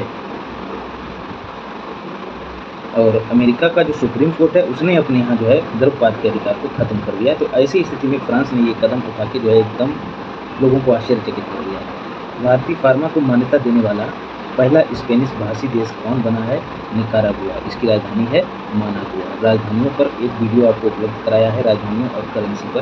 पिछली बार RO में 2 क्वेश्चन पूछे गए थे, दोनों वहीं से मिल गए थे, तो उसको देख लीजिएगा, आसानी से आपको याद हो जाएगा। तो निकारागुआ की भाषा क्या है, आपको याद रखनी है, स्पेनिश भाषा है। अब सवाल बनता है कि फार्माकोपिया क्या है। भारतीय फार्मा को मान्यता देने वाला पहला स्पेनिश, फार्माकोपिया होना चाहिए था। तो फार्माकोपिया क्या है दोस्तों, एक तरह की किताब है जिसमें बताया गया है कि कोई दवा कैसी होनी चाहिए, मतलब दवा के जो है मानक बताए गए हैं। इस फार्माकोपिया को तैयार कौन करता है, तो फार्माकोपियन कमीशन एक अलग से बना है जो कि स्वास्थ्य मंत्रालय के अधीन काम करता है। वो इस किताब को तैयार करता है, इंडियन फार्माकोपिया को। तो इसको जो है सहमति दे दी है किसने, निकारागुआ ने। निकारागुआ जो है ऐसा करने वाला चौथा देश बन गया, छठा देश बन गया है। और कौन कौन इंडियन फार्माकोपिया को मान्यता दे चुका है, अफगानिस्तान हमारा पड़ोसी, घाना अफ्रीकी देश है, नेपाल पड़ोसी है, मॉरिशस और सूरीनाम। तो उम्मीद करता हूँ आप फार्माकोपिया को समझ चुके होंगे। कई बार आपको मैं पहले भी बता चुका हूँ, आँख वाली दृष्टि में बताया है, उसके बाद भी कई बार बता चुका हूँ। हाइब्रिड नवीकरणीय ऊर्जा प्रणाली के लिए समझौता हुआ है किन दो देशों के बीच? जैसा कि नाम से जाहिर है, नवीकरणीय ऊर्जा, हाइब्रिड नवीकरणीय ऊर्जा को बढ़ावा देने के लिए दो देशों के बीच, नवीकरणीय ऊर्जा आप सब जानते हैं कौन से दो देश, भारत और श्रीलंका, दोनों देशों के बीच समझौता हुआ है। और यह परियोजना जो है जाफना के निकट 3 द्वीपों, कौन से, डेल्फ्ट, नैनातिबू और अनालाइतिबू। तो तिबू जो है इसी से याद रखिएगा, जैसे अभी चर्चा में कच्चा तिबू रहा था, तो उसी से जोड़ के याद रखिएगा। डेलेफ्ट, नैनातिबू और अनालाइतिबू पर केंद्रित होगी। इन द्वीपों को सौर और पवन ऊर्जा, जो कि रिन्यूएबल एनर्जी के ही उदाहरण हैं, वो उपलब्ध कराई जाएगी और इसमें जो भारत श्रीलंका का सहयोग करेगा। मॉरिशस के आगा लेगा द्वीप में विकास परियोजनाओं का लोकार्पण जो है मोदी जी ने किया, याद रखिएगा। इन वायु परियोजनाओं में वायु और समुद्र संपर्क सुविधा मजबूत करने पर ध्यान केंद्रित किया गया है। और मोदी जी ने जो है मॉरिशस में ही एक हवाई पट्टी का जो है उद्घाटन किया, याद रखिएगा। तो ये विशेष रूप से याद रखिएगा कि किस देश में हवाई पट्टी का उद्घाटन किया मोदी जी ने, तो मॉरिशस में। यूपीआई और रुपे कार्ड सेवाओं का शुभारंभ वहाँ पर पहले किया जा चुका है। ग्लोबल साउथ के सदस्यों के रूप में भारत और मॉरिशस की साझा प्राथमिकताएं हैं, ये बात भी याद रखिएगा। कभी कभी पूछ लिया जाता है कि ये जो ग्लोबल साउथ है, क्या इसमें अल्प विकसित देश ही शामिल हैं? जी नहीं, इसमें विकसित देश भी शामिल हैं। तो ये कथन के रूप में आपसे पूछा जा सकता है, क्या ग्लोबल साउथ में जो दक्षिणी गोलार्ध है उसी के देश शामिल हैं? जी नहीं, उत्तरी गोलार्ध के भी देश शामिल हैं। तो ये दो कथन जो हैं आपको अपने ध्यान में रखने हैं। मलेरिया के खिलाफ याउंडे डिक्लेरेशन, याउंडे क्या है भैया? याउंडे जो है कैमरून की राजधानी। कैमरून में 11 अफ्रीकी देशों ने मलेरिया से होने वाली मौतों को समाप्त करने के लिए घोषणा पर हस्ताक्षर किए हैं। इसके लिए क्या करेंगे? बुनियादी ढांचे को मजबूत करेंगे, जो स्वास्थ्यकर्मी हैं, जो डॉक्टर हैं, उनकी क्षमता का विस्तार किया जाएगा, क्षमता को मजबूत किया जाएगा, यही सब काम किए जाएंगे। WHO और कैमरून सरकार द्वारा सही मेजबानी में याउंडे सम्मेलन में इस पर हस्ताक्षर हुए, याद रखिएगा। तो ये भी याद रखिएगा कि याउंडे डिक्लेरेशन WHO के सानिध्य में हुआ।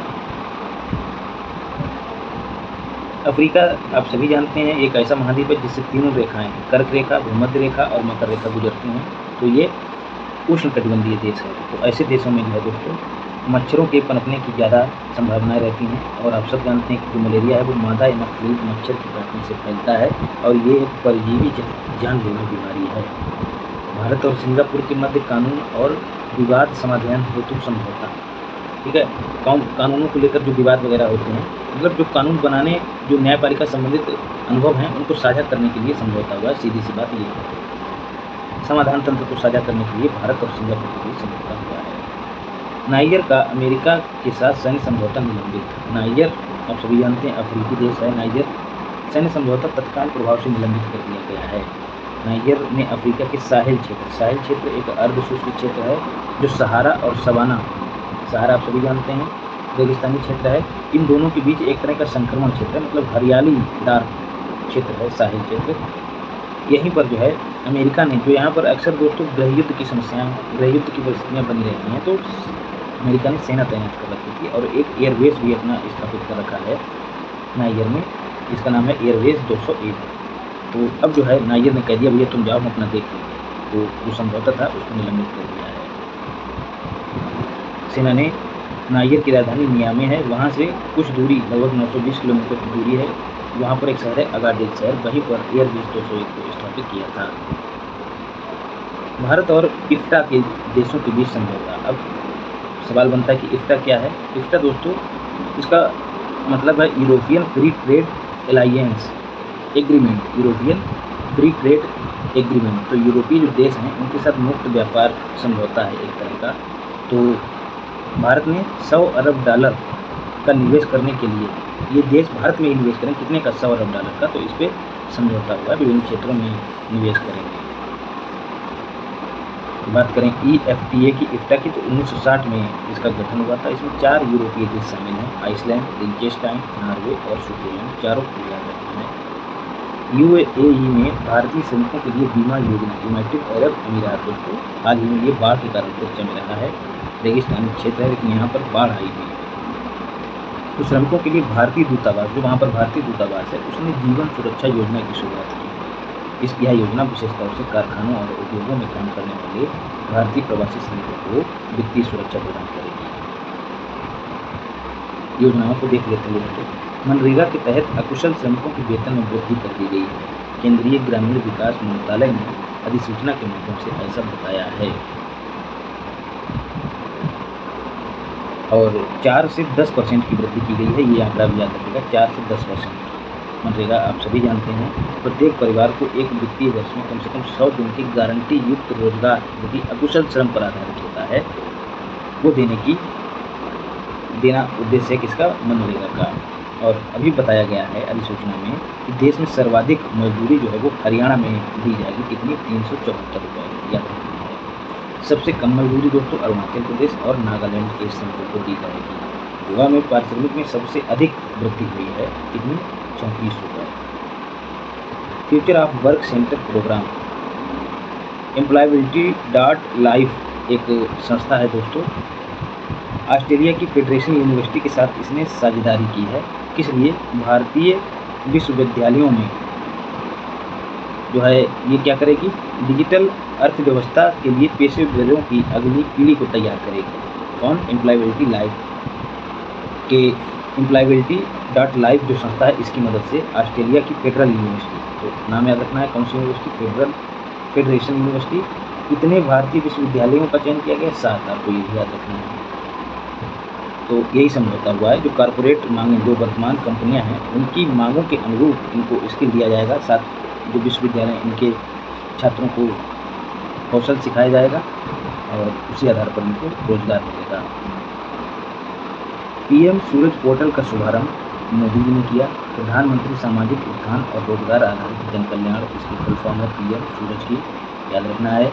इसका उद्देश्य समाज के वंचित वर्गों का उत्थान करना है। इस उत्थान में क्या क्या किया जाएगा, ऋण सहायता प्रदान करना है, तो इसमें बैंक, एनबीएफसी वगैरह शामिल है। खेलो इंडिया राइजिंग टैलेंट आइडेंटिफिकेशन कार्यक्रम, इसकी शुरुआत जो है चंडीगढ़ में की किसने, जो युवा मामले और खेल मंत्री हमारे हैं कौन, अनुराग ठाकुर जी, उन्होंने शुरुआत की। इसका नाम आपको याद रखना, कीर्ति भी कहीं कहीं लिखा मिल जाएगा, तो आपको याद रखना है खेलो इंडिया राइजिंग टैलेंट आइडेंटिफिकेशन। ग्रामीण क्षेत्रों, दूर दराज के क्षेत्रों से खोज के टैलेंट को निकाला जाएगा और उसको तराशा जाएगा, बस इतनी सी बात है। सशक्त नारी विकसित भारत कार्यक्रम जो है मोदी जी ने भारतीय कृषि अनुसंधान संस्थान पूसा नई दिल्ली में स्थित है, उस कार्यक्रम में मोदी जी ने भाग लिया। और इस कार्यक्रम में जो दीदियाँ हैं जिनको ड्रोन दीदी कहा जाता है उनको ड्रोन सौंपे। नमो ड्रोन दीदी स्कीम, जिसके तहत जो महिलाएं हैं ग्रामीण क्षेत्रों की, उसकी शुरुआत 2022 में मोदी जी ने की थी, आपको ये भी याद रखना है, खूब पूछा जा रहा है, खूब चर्चा में है, इसलिए पूछे जाने की संभावना है। 1 लाख महिलाओं को अगले 5 सालों में ड्रोन उड़ाने की ट्रेनिंग दी जा रही है। केंद्र सरकार की ओर से महिलाओं को ड्रोन पायलटिंग की फ्री ट्रेनिंग और हर महीने जो है 15,000 रुपये भी मुहैया कराए जा रहे हैं, याद रखना है। अदिति योजना दोस्तों राजनाथ सिंह ने जो है डेफ कनेक्ट जिसका आयोजन नई दिल्ली में हुआ इस दौरान की, जिसकी फुल फॉर्म है acing development of innovative technology with iDEX. IDEX का मतलब क्या, इनोवेशंस फॉर डिफेंस एक्सीलेंस। तो डिफेंस के क्षेत्र में इनोवेशन को बढ़ावा देने से संबंधित है अदिति योजना। ये 2023-24 से लेकर 2025-26 की अवधि तक रहेगी, जिसके लिए 750 करोड़ रुपए आवंटित किए गए हैं। इसका लक्ष्य प्रस्तावित समय सीमा में लगभग 30 डीप टेक महत्वपूर्ण नीतिक प्रौद्योगिकियों का विकास करना है 30, और रक्षा प्रौद्योगिकी में जो स्टार्टअप हैं उनके लिए 25 करोड़ रुपए तक की अनुदान सहायता जो है इस योजना के तहत सरकार उपलब्ध कराएगी। फिर जो है सुगम्य सहायक योजना, दिल्ली सरकार ने इसकी शुरुआत की है। इस योजना के तहत जो पात्र दिव्यांग व्यक्ति हैं उनको कृत्रिम अंग, ट्राईसाइकिल जैसे उपकरण जो हैं वो दिल्ली सरकार की ओर से उपलब्ध कराए जाएंगे। सुगम्य सहायक योजना, ऐसे ही केंद्र सरकार ने एक योजना शुरू की थी जिसका नाम था सुगम्य भारत योजना, वो भी दिव्यांगों से ही संबंधित है।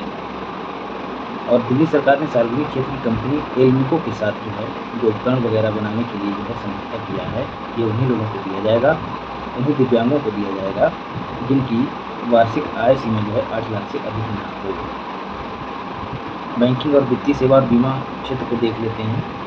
BOI पर 564 करोड़ रुपए का जुर्माना, किसने लगाया है, याद रखिएगा आरबीआई ने नहीं लगाया है, इनकम टैक्स डिपार्टमेंट ने लगाया। किस पर, बीओआई बोले तो बैंक ऑफ इंडिया। आयकर नियमों के उल्लंघन के चलते जो है यह कदम उठाया गया है, आपको याद रखना है। इरडाई या फिर इरडा की बात करें, इसने बीमा सुगम को मंजूरी दे दी है। कुछ अपने जो प्रावधान है उसमें बदलाव किए हैं और बीमा सुगम नामक एक पोर्टल है उसकी स्थापना को मंजूरी दे दी है। बात करें इरडा की तो 1999 में इसका गठन हुआ था। फुल फॉर्म आप सभी जान रहे होंगे, insurance regulatory and development authority of India इसकी फुल फॉर्म है। देवाशीष पांडा जो है इसके हेड हैं, हैदराबाद में इसका मुख्यालय है। आपसे ये चारों फैक्ट को पूछे जाते हैं। तो बीमा सुगम मतलब बीमा से संबंधित सारी जानकारी जो है, पॉलिसी खरीदने बेचने और पॉलिसी संबंधित सारी जानकारी जो है इस प्लेटफॉर्म पर मिलेगी, बीमा सुगम। और आपको बता दें कि जो इरडा है इसने अब बीमा के लिए, जो जीवन बीमा के लिए आयु 60 से बढ़ाकर कितनी कर दी है, 65 वर्ष। अब 65 वर्ष तक के जो वृद्ध हैं वो भी जीवन बीमा का लाभ उठा सकते हैं। अमेजन पे को पेमेंट एग्रीगेटर के रूप में कार्य करने के लिए मंजूरी दे दी है किसने, आरबीआई ने। अमेजन पे को पेमेंट एग्रीगेटर मतलब अब ये भी यूपीआई का इस्तेमाल करके भुगतान कर सकती है और भुगतान पा सकती है, अमेजन पे। पेटीएम पेमेंट बैंक पर मनी लॉन्ड्रिंग उल्लंघन के लिए जुर्माना लगाया गया है, कितने रुपए का, 5.49 करोड़ रुपये का। और तब से जो है पेटीएम के शेयर गड़बड़ाए हुए हैं, लड़खड़ाए हुए हैं। वित्त मंत्रालय की एक शाखा है prevention of money laundering act के तहत, उसकी एक शाखा है जिसका नाम है फाइनेंशियल इंटेलिजेंस यूनिट, FIU। उसने जो है जुर्माना लगाया है prevention of money laundering act, जिसकी जो 2002 में अधिनियमित हुआ था, आपको याद रखना है। फ्लिपकार्ट ने एक्सिस बैंक के साथ यूपीआई सेवाएं जो है लॉन्च की। फ्लिपकार्ट भी याद रखना है और एक्सिस बैंक दोनों याद रखना है। उद्योग और व्यवसाय को देख लेते हैं। भारत एशिया में विदेशी फंडों का सबसे अधिक आकर्षणकर्ता रहा है मार्च 2024 में। सारे एशियाई बाजारों को पीछे छोड़ दिया है, मतलब लोग जो है ज़्यादा से ज़्यादा यहाँ निवेश करने के लिए आकर्षित हुए हैं, ऐसा कहा गया है। अमूल अमेरिका में लॉन्च करेगा मिल्क प्रोडक्ट। अमूल आप सभी जानते हैं, अमूल कंपनी अपना पहला अंतर्राष्ट्रीय परिचालन शुरू कर रहा है। कहाँ से, अमेरिका से शुरू कर रहा है। और उसमें कुछ ज़्यादा आपको करना जरूरी नहीं है, छोड़ सकते हैं। पेप्सिको दोस्तों वियतनाम के 2 नए संयंत्रों में निवेश करेगी। पेप्सिको जो है कहने का मतलब वियतनाम में निवेश कर रही है। पेप्सिको और कोको कोला जो है दोनों कंपनियां जो हैं अमेरिका की हैं, दिग्गज कंपनियां, बहुत पैसा कमाती हैं। बस मीठा सोडा पानी जो है कोल्ड ड्रिंक के नाम पे बेच देती हैं, बहुत पैसा कमाती हैं। इस धनराशि का उपयोग जो है दक्षिण पूर्व एशियाई राष्ट्र में मतलब वियतनाम में नवीकरणीय ऊर्जा स्रोतों के निर्माण के लिए किया जाएगा, याद रखिएगा। सार संक्षेप में देख लेते हैं। नवनीत कुमार सहगल जो प्रसार भारती के नए अध्यक्ष बनाए गए हैं। नवनीत सहगल, चाहे कुमार भी याद रखिएगा, नवनीत कुमार सहगल। अब सवाल बनता है कि उनकी नियुक्ति कौन करता है, तो केंद्रीय सूचना और प्रसारण मंत्रालय द्वारा जारी आदेश के अनुसार राष्ट्रपति चयन समिति की सिफारिश पर जो है इनकी नियुक्ति करता है। इनसे पहले ए सूर्य प्रकाश जो हैं वो यहाँ पर कार्य कर रहे थे। आयु जो है, कार्यकाल जो है दोस्तों वो 3 वर्ष से लेकर 3 वर्ष या 70 वर्ष जो भी पहले हो तब तक रहेगा। भारत के उपराष्ट्रपति भारत के अध्यक्ष पद के लिए चयन समिति के प्रमुख होते हैं। देखिए नियुक्त कौन करता है, नियुक्ति राष्ट्रपति करते हैं और किसकी सिफारिश पर, चयन समिति की सिफारिश पर। उस चयन समिति के अध्यक्ष कौन होते हैं, तो उपराष्ट्रपति। याद रखिएगा, पूछा जा सकता है। भारतीय प्रेस परिषद के अध्यक्ष राष्ट्रपति द्वारा नामित एक सदस्य जो हैं इस चयन समिति में शामिल होते हैं। तो कुल 3 लोग होते हैं, एक उपराष्ट्रपति, एक भारतीय प्रेस परिषद के अध्यक्ष और एक राष्ट्रपति द्वारा नामित कोई व्यक्ति। सुधा मूर्ति जो है दोस्तों इंफोसिस फाउंडेशन की पूर्व अध्यक्ष राज्यसभा के लिए मनोनीत की गई हैं, याद रखिएगा। इंजीनियर, समाजसेवी और लेखिका, ये पद्मश्री होल्डर हैं, पद्म भूषण होल्डर हैं। इंफोसिस आप सभी जानते हैं IT कंपनी है। और आप सब जानते हैं कि राष्ट्रपति जो है कला, साहित्य, विज्ञान, सामाजिक सेवाओं से जो है 12 लोगों को जो है राज्यसभा के लिए मनोनीत कर सकता है। भारतीय संविधान का अनुच्छेद 80 जो है राज्यसभा की संरचना से संबंधित है। किशोर मकवाना जो है दोस्तों national commission for scheduled caste राष्ट्रीय अनुसूचित जाति आयोग के नए अध्यक्ष नियुक्त किए गए हैं। किसने किए हैं, राष्ट्रपति ने किए हैं, मतलब द्रौपदी मुर्मू ने किए हैं। और ये जो NCSC जो है वो एक संवैधानिक निकाय है। संविधान के अनुच्छेद 338 में इसका उल्लेख है। और इसकी स्थापना जो है अनुसूचित जातियों के शोषण के विरुद्ध सुरक्षा उपाय प्रदान करने के लिए की गई थी। इसमें एक अध्यक्ष होता है, एक उपाध्यक्ष होता है और 3 सदस्य होते हैं। तो 3+1+1 का स्ट्रक्चर होता है। सचिन जैन जो है दोस्तों वर्ल्ड गोल्ड काउंसिल में जो है भारत ने इनको अपना CEO नियुक्त किया है। World gold council international level पर जो है दोस्तों सोने से संबंधित व्यापार वाणिज्य को देखने के लिए एक संस्था है। इसका हेडक्वार्टर जो है वो कहाँ है? UK में है, लंदन में है। रेणु सूद कर्नाड जो है दोस्तों PayU की चेयरपर्सन बनी है। सोनू सूद से जोड़ के याद रखिएगा रेणु सूद। PayU क्या है दोस्तों? Netherlands based payment service provider है। जैसे अपने यहाँ है पेमेंट कॉर्पोरेशन ऑफ इंडिया, ठीक वैसे ही वहाँ का है कोई। इसका मुख्यालय जो है कहाँ है? डोफडार्फ में है, नीदरलैंड में है डोफडार्फ। चाहे तो केवल और केवल नीदरलैंड ही याद रखिएगा। रविंद्र कुमार जो है वो NTPC के डायरेक्टर बनाए गए हैं, याद रखिएगा Ravindra Kumar. NTPC national thermal power corporation ये एक महारत्न कंपनी है। 1975 में इसकी स्थापना हुई थी। न्यायमूर्ति अजय माणिक राव खानविलकर या फिर AM खानविलकर जो है देश के नए लोकपाल।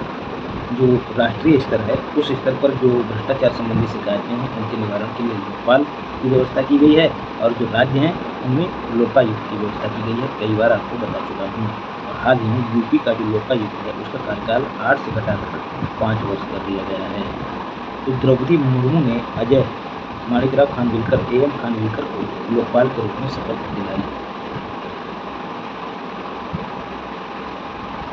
लोकपाल के अध्यक्ष के रूप में शपथ दिलाई और 6 सदस्य हैं इसमें, याद रखिएगा। उनमें कौन कौन है? एक तो लिंगप्पा स्वामी, संजय यादव, ऋतुराज अवस्थी जो 22वें विधि आयोग के अध्यक्ष भी रह चुके हैं, वो इसमें सदस्य हैं। तो ऋतुराज अवस्थी को विशेष रूप से याद रखिएगा। पिनाकी चंद्र घोष का कार्यकाल जो है 2022 में समाप्त हो गया था, तब से ये पद खाली पड़ा था। डेनियल कनमैन जो है दोस्तों व्यवहारिक अर्थशास्त्र के अग्रणी हैं। इजरायली अमेरिकी, मतलब इजराइल में पैदा हुए और अमेरिका में रहे जाके, तो ये वहाँ के हैं, नोबेल होल्डर हैं अर्थशास्त्र के। इनका निधन हो गया, इसी वजह से चर्चा में। इनकी एक बुक है जो काफ़ी पॉपुलर है, थिंकिंग फास्ट एंड स्लो, याद रखिएगा। एल रामदास जो है दोस्तों भारतीय नौसेना के प्रमुख जो हैं वो रह चुके हैं, सेवानिवृत्त हैं, उनका निधन हो गया। उनके कार्यकाल के दौरान महिलाओं को पहली बार नौसेना में शामिल किया गया था, इसलिए इनका निधन महत्वपूर्ण हो जाता है। वीर चक्र होल्डर हैं, रेमन मैग्सेसे से होल्डर हैं। सादी मोहम्मद जो है दोस्तों रविंद्र संगीत शैली जो है उसके प्रसिद्ध गायक हैं, इनका भी निधन हो गया, इसी वजह से चर्चा में रहा। रविंद्र संगीत की बात करें तो रविंद्रनाथ टैगोर द्वारा रचित ये एक संगीत की विधा है जिसमें भारत और विशेष रूप से बंगाल की संगीत अवधारणा को जो है आधार बना के गायन को अंजाम दिया जाता है। ब्रायन मुलरोनी जो है कनाडा के पूर्व प्रधानमंत्री हैं, उनका निधन हो गया है। अभी कौन है? तो जस्टिन ट्रूडो, आप सभी जानते होंगे जस्टिन ट्रूडो। अजीज कुरैशी जो है उत्तर प्रदेश के पूर्व राज्यपाल और कांग्रेस के नेता हैं, इनका भी निधन हो चुका है। अरुण कुमार शर्मा जो है छत्तीसगढ़ के प्रसिद्ध पुरातत्वविद हैं, राम जन्मभूमि मामले के प्रमुख गवाह थे, इनका भी निधन हो गया है। पुरस्कार और सम्मान को देख लेते हैं। PM मोदी को भूटान का सर्वोच्च नागरिक सम्मान order of the Duke Gyalpo, इतना याद रखिएगा, ऑर्डर ऑफ ग्यालपो भूटान का सर्वोच्च नागरिक सम्मान है। भूटान के नरेश जिग्मे केसर वांगचुक ने यह प्रदान किया और मोदी जी जो हैं यह पुरस्कार पाने वाले पहले विदेशी शासनाध्यक्ष हैं, याद रखिएगा। 2021 में भूटान के 114वें राष्ट्रीय दिवस समारोह के दौरान यह पुरस्कार प्रदान करने की घोषणा की गई थी। 2021 में घोषणा हुई थी और 2024 में आके मिल पाया है। प्रभा वर्मा को सरस्वती सम्मान प्रदान किया गया। कौन देता है? तो KK बिरला फाउंडेशन देता है। किस क्रम का है? 33वें क्रम का है। रौद्र सात्विकम इनकी रचना है प्रभा वर्मा की, उसके लिए दिया गया। किस भाषा में है? तो मलयालम भाषा में है, याद रखिएगा। सरस्वती सम्मान भारत के संविधान की 8वीं अनुसूची में जो भाषाएं हैं, कितनी? 22, उन भाषाओं में उत्कृष्ट रचना के लिए प्रदान किया जाता है। पिछले 10 वर्षों में प्रकाशित उत्कृष्ट रचनाओं को दिया जाता है। KK बिरला फाउंडेशन की स्थापना 1991 में की गई थी, कृष्ण कुमार बिरला के द्वारा की गई थी। और पहला सरस्वती सम्मान जो किसे दिया गया था? हरिवंश राय बच्चन HRV को दिया गया था। मिशेल टेलाग्रैंड इनको एबल पुरस्कार दिया गया। केला ग्रैंड को एबल पुरस्कार दिया गया। किस क्षेत्र में दिया जाता है? गणित के क्षेत्र में दिया जाता है। कहाँ की हैं? तो ये दोस्तों कहाँ की हैं? ये नॉर्वे की है। नॉर्वे की सरकार यह पुरस्कार देती है। और कहाँ की हैं? इस चीज़ का इस देश का इन्होंने उल्लेख नहीं किया है। French national centre for scientific research देख लीजिएगा, संभवतः अमेरिका की मिशेल टेलर ग्रैंड। एबल पुरस्कार की शुरुआत जो है नॉर्वे की सरकार ने प्रसिद्ध गणितज्ञ नील्स हेनरिक के सम्मान में की थी। तो पुरस्कार कौन देता है? नॉर्वे देता है। टी.एम. कृष्णा जो है प्रसिद्ध कर्नाटक गायक हैं, कर्नाटक शैली के, उनका निधन हो गया है। रमन मैग्सेसे होल्डर हैं। मद्रास संगीत अकादमी द्वारा प्रतिवर्ष यह पुरस्कार दिया जाता है। टी.एम. कृष्णा 96वें ऑस्कर अवार्ड्स इंपॉर्टेंट हैं, लॉस एंजल्स में दिए जाते हैं। किस क्रम के हैं? 96वें क्रम के हैं। किस फिल्म ने सर्वाधिक 7 अवार्ड जीते? तो ओपेनहाइमर ने जीते। फिल्म ओपेनहाइमर के अभिनेता मर्फी को बेस्ट एक्टर का पुरस्कार मिला है। क्रिस्टोफर नोलन बेस्ट डायरेक्टर के रूप में इनको पुरस्कार दिया गया है। पुअर थिंग्स एक फिल्म है, उसकी जो एक्ट्रेस हैं एमा स्टोन, उनको बेस्ट एक्ट्रेस का अवार्ड मिला है। तो बेस्ट फिल्म ओपेनहाइमर, निर्देशक क्रिस्टोफर नोलन ये ओपेनहाइमर के हैं, अभिनेता किलियन मर्फी ओपेनहाइमर के, अभिनेत्री एमा स्टोन पुअर थिंग्स की। तो ये 4-5 फैक्ट हैं, वो याद रखिएगा। खसरा और रूबेला चैंपियन पुरस्कार किसे दिया गया है? तो भारत को दिया गया है। वाशिंगटन डीसी में जो है सम्मानित किया गया। भारत को क्यों दिया गया? अनुकरणीय प्रयास किए इन दोनों बीमारियों से निपटने के लिए। किसने दिया? तो रेड क्रॉस सोसाइटी ने दिया है। और इसका जो मुख्यालय है कहाँ? Washington DC. वहीं पर जो भारत की ओर से जो राजदूत हैं श्री प्रिया रंगनाथन, इन्हें प्रदान किया गया। अमिताभ घोष को इरास्मस पुरस्कार से सम्मानित किया गया। जलवायु परिवर्तन पर उनका एक लेख है जिसका नाम है अकल्पनीय की कल्पना, इमेजिनिंग दी अनथिंकेबल, उसको यह पुरस्कार दिया गया। 54वां ज्ञानपीठ पुरस्कार उनको 2018 में दिया गया था। इससे पहले उनके उपन्यास द शैडो लाइन्स के लिए भी साहित्य अकादमी पुरस्कार प्रदान किया जा चुका है। अभी क्या दिया गया? इरास्मस पुरस्कार साहित्य के क्षेत्र में दिया जाता है, याद रखिएगा। देता कौन है? नीदरलैंड की संस्था देती है, याद रखिएगा। टाइगर वुड्स को बॉब जोन्स पुरस्कार, टाइगर वुड्स कौन है? अमेरिकी गोल्फर हैं। बॉब जोन्स पुरस्कार जो है इन्हें दिया गया, टाइगर वुड्स को। ONDC को startup of the year, ONDC बोले तो open network for digital commerce को स्टार्टअप ऑफ द ईयर से सम्मानित किया गया है। ONDC क्या है? Open network for digital commerce. तो जो डिजिटल कॉमर्स कंपनियां हैं उनके लिए एक ये नेटवर्क है ONDC, इसी को सम्मानित किया गया है। ई कॉमर्स क्षेत्र में क्रांति लाने के लिए इसको यह सम्मान मिला है। सुनील मित्तल आप सभी जानते हैं, चार्ल्स तृतीय द्वारा इन्हें नाइटहुड की उपाधि दी गई और इस तरह की उपाधि से सम्मानित होने वाले ये पहले भारतीय नागरिक बन गए हैं। किनसे सम्मानित होने वाले? अंग्रेजों के समय कई लोगों को दी गई थी, लेकिन अभी चार्ल्स तृतीय के द्वारा सम्मानित होने वाले पहले व्यक्ति बने हैं सुनील मित्तल, एयरटेल कंपनी वाले।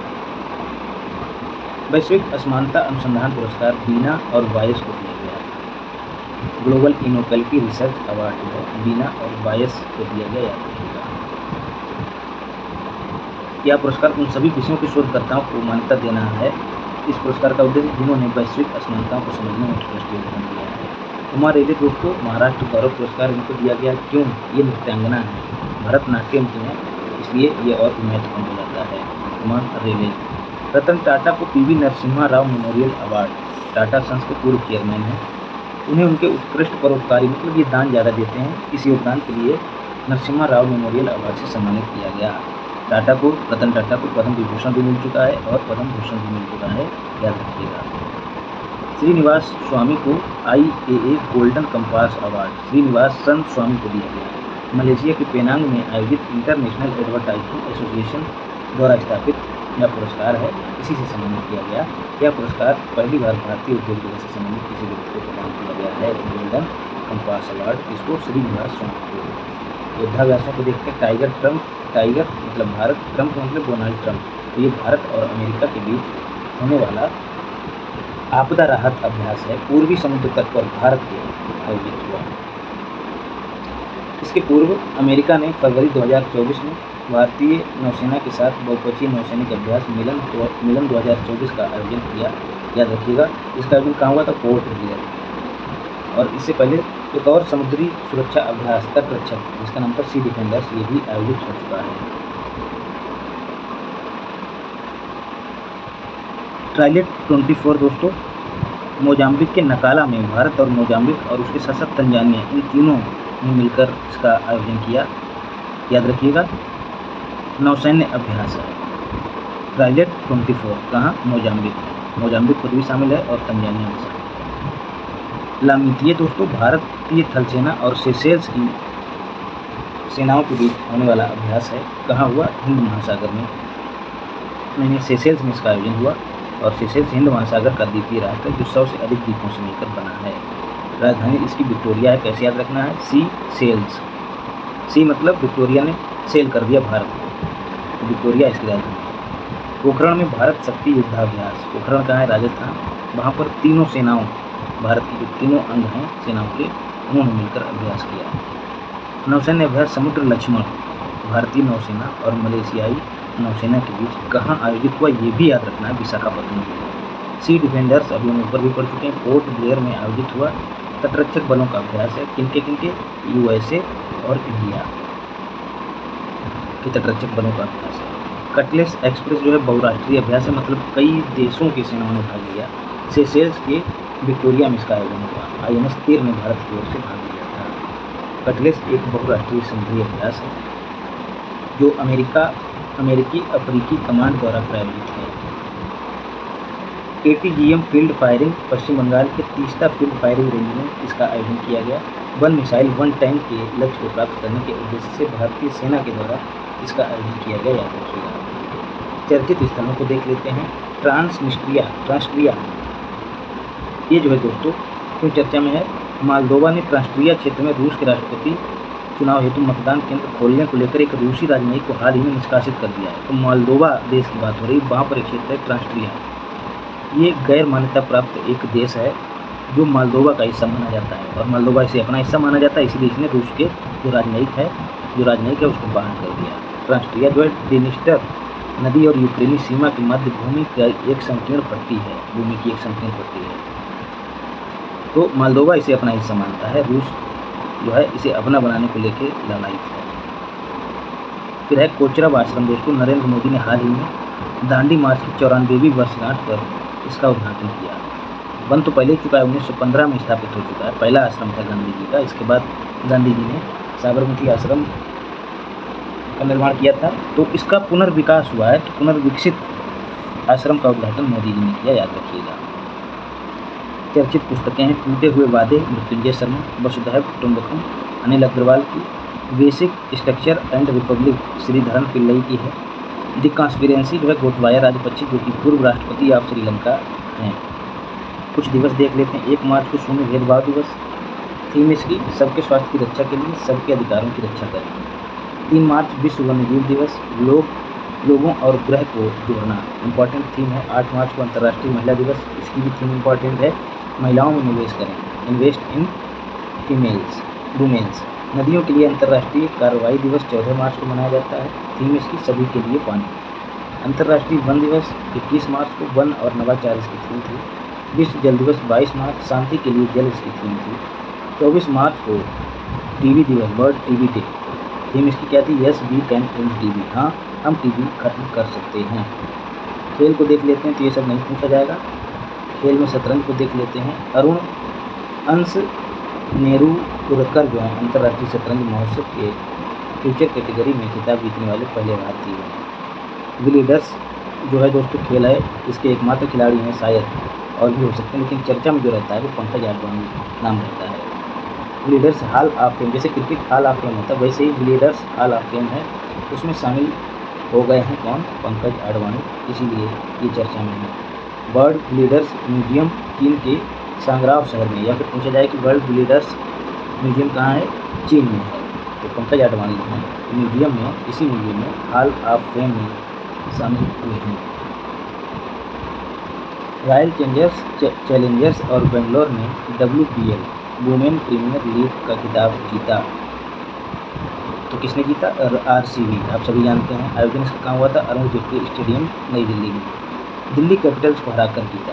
प्लेयर ऑफ द मैच किसे घोषित किया गया? ऑस्ट्रेलिया की सोफी को। और श्रेयंका को जो है पर्पल कैप दिया गया। पर्पल कैप किसे दिया जाता है? बेहतर गेंदबाज को दिया जाता है। ऑरेंज कैप किसे दिया गया? एलिस पेरी को।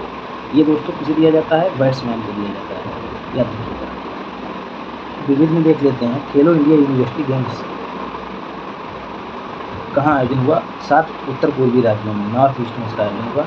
इसमें विजेता कौन रहा है? चंडीगढ़ यूनिवर्सिटी जो है इसमें विजेता रही है। तो इस तरह से दोस्तों हम लोगों ने पूरी क्रॉनिकल कंप्लीट कर ली है। दोस्तों उम्मीद करता हूँ कि वीडियो आपके लिए लाभदायक सिद्ध होगी। यदि वीडियो अच्छी लगी हो तो चैनल को सब्सक्राइब कीजिए, वीडियो को लाइक भी कीजिए और शेयर भी कीजिए। बाकी अपने चित्र को और अपने चरित्र को पवित्र बनाते हुए माता पिता की सेवा कीजिए और महिलाओं का सम्मान कीजिए। धन्यवाद।